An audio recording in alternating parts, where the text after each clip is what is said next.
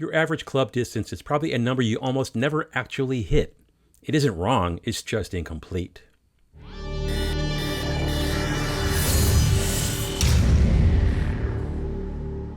This is 3-Putt Paulie, aka the Golf Tech Nerd, where I'm a regular golfer using data to make better decisions and improve my game. Now, a lot of what we talk about here will sound basic to some of you, but the goal is to understand simple ideas well enough to actually use them, whether you're brand new to golf or you've been playing for a long time. Today, we're building directly on the last video I did about dispersion and applying it to something every golfer relies on today: averages.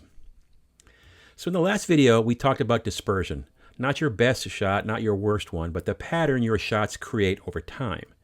That idea doesn't stop with drivers. It applies to every number you use in golf, especially averages. Because an average is really just a shortcut to a pattern, and shortcuts hide details. So when golfers say, my 7-iron goes 150, what they usually mean is, sometimes it goes shorter, sometimes it goes longer, and 150 is the middle of that range.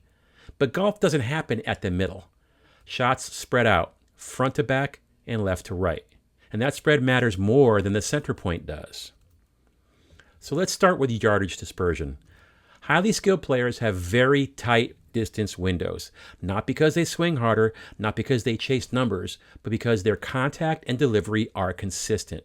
So their averages actually do show up often. For most of us, that window is much, much wider. And that's not a failure, it's just our reality. If your average 7-iron is 150, but a lot of your shots are actually closer to 140, planning for 150 means you're planning for a shot you don't hit very often. It also means your shots also go 160 or longer. That's how golfers come out short without feeling like they made a bad swing. So now let's talk about the other half of the dispersion, the left to right. This is where averages completely fall apart. Average carry doesn't tell you where the ball finishes. They don't tell you if a club tends to miss left or right or even center. And that matters just as much as distance. You can hit the right yardage and still miss the green because the ball didn't start or finish where you expected. And averages don't show that. Something I say on the golf course more often than anything else is, right club, wrong direction. I had the right distance, but I didn't put the left to right dispersion where it needed to be. So let me show you what this looks like with my actual data. In this session I'm showing you here, I went through my entire Adams V3 iron set, my new irons, gap wedge through 4-iron, 10 shots with each club. Now, I wasn't trying to hit perfect shots. I wasn't changing my swing. I was just looking for patterns, trying to be consistent as I can be. And here's what jumps out immediately. First, let's go front to back. Every club has a range, not a number, just a range. And even when contact feels good, my carry distance is spread out by 10, 15, sometimes close to 20 yards, depending on the club. That's a lot. It's hard to plan for. So that average carry distance is just the middle of a window I live inside. Now here's the more important part for me, definitely for me, left to right. As I moved into my longer irons, the pattern changes. You can see that visibly on this chart. As I moved into my longer irons, the pattern changed. My wedges and short irons stayed pretty straight, but my mid to long irons showed a clear, repeatable tendency to finish left. Not one bad swing, not a fluke, but a pattern, and that's the key. The data didn't tell me I was doing something wrong. It told me how each club behaves. Some clubs want to go straight, some clubs want to turn left. And once you know that, aiming stops being a guessing game.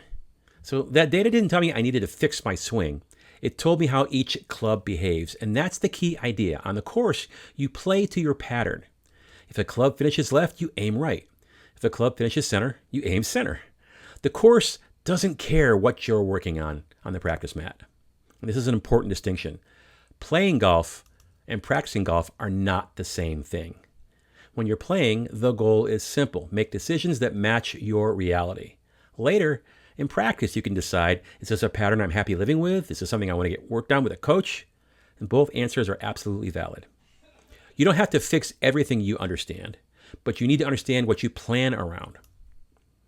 So now, if you happen to have access to a launch monitor, this is one of the best uses for one. Not speed, not smash, just two things. How wide your carry distances are, and how wide your shots spread left to right. If those ranges slowly tighten over time, you're improving, even if your averages don't change much at all. And if you don't have a launch monitor, you can learn the same thing just by watching where the balls actually land out on the range. The tool doesn't matter, but watching the pattern does. So here's the big takeaway. Pros aren't better because their averages are higher. They're better because their ranges are smaller. Their distance dispersion is tight. Their lateral dispersion is tight.